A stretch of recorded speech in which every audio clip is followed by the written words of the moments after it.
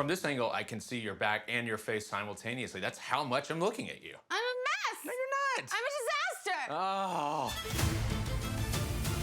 Greetings and salutations, guys. Eric here with my review of Your Monster, opening in theaters this weekend. This is a new comedy slash horror slash romance, little tinge of music in there too. It's got a lot going on, this movie. Melissa Barrera stars as Laura, an aspiring New York theater singer and actress who is very cruelly dumped by her playwright boyfriend, Jacob, played by Emin Donovan, when he can't handle her cancer diagnosis. Now living by herself in her mom's old home in New York, she is surprised to find she's not alone there. There is, in fact, a monster who's been making himself at home too, and Laura quickly accepts this very odd new living situation and finds herself bonding with the monster, even as she also accepts an understudy role in Edmund's new play, after he had once promised her the lead. Now, it's very hard to convey tone when I'm giving a plot description, so let me just say that Your Monster is a dark comedy, but is also one that is operating at a purposely heightened level, as you might expect and hope when you hear what is happening in this movie. This is made very clear in the opening scenes, with Barrera doing some truly hysterical comedic crying and sobbing as she wallows in her sadness. Eat some pie. I'm disgusting. I've been a big fan of Barrera's in the Scream movies and in Abigail, but this is her best performance yet, and she gets to play a lot of really different, extreme, and also emotional levels. Barrera is in pretty much every scene of Your Monster, and she is more than capable of shouldering that burden, letting us understand just how hurt Laura was by what happened to her, and also now how she's making some maybe not great decisions as a result. Also, it was really cool that having first seen her in The Heights, she gets to sing a fair amount in this movie, thanks to the Broadway show that she is in. And she has a great partner here in Tommy Dewey playing the monster. A month ago, I wasn't really aware of Dewey, but first he gave one of the best performances in Saturday Night amongst a very impressive ensemble, playing Michael O'Donoghue, SNL's first head writer.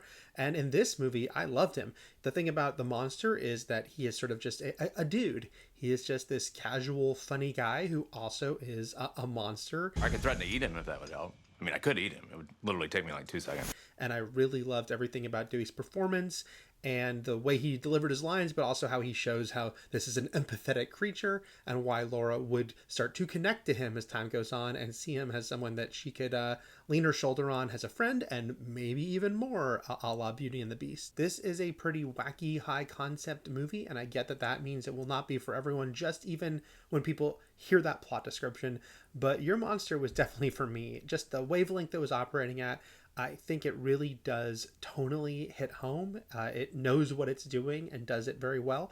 I also like that it kind of feels like a late 90s sort of indie movie about a young person dealing with her breakup, just with this added crazy layer of the monster in her life, the very literal monster here. Every single aspect doesn't work, and after a really strong first act, the movie gets a bit bogged down in the middle, and there's some somewhat rushed plot beats going into the final act. The White Lotus Season 2 breakout Megan Fahey plays Jackie, the more famous actress who gets the role that was once promised Laura, and there's a plot point involving her getting some pretty crucial plot information that's definitely done in a fairly clunky manner. But by and large, Your Monster is a movie that really works on its own terms. It's funny and it's endearing throughout, and Barrera absolutely shines in the lead role. It has obviously been quite a turbulent year for Barrera after she was unjustly fired from Scream 7.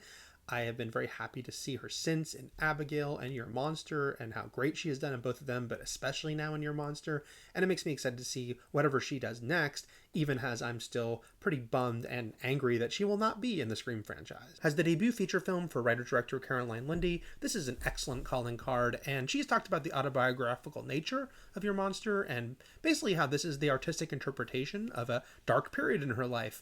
And I love when someone can take something that, is very painful and real and put it on the screen in this sort of comedic, twisted way that really does have this emotional truth to it, but is also very entertaining. It's funny because there are definitely some surface similarities to another movie that opened this year that also had an actress from Abigail, which is Lisa Frankenstein, but where I found Lisa Frankenstein amusing, I actually think that Your Monster is the stronger movie.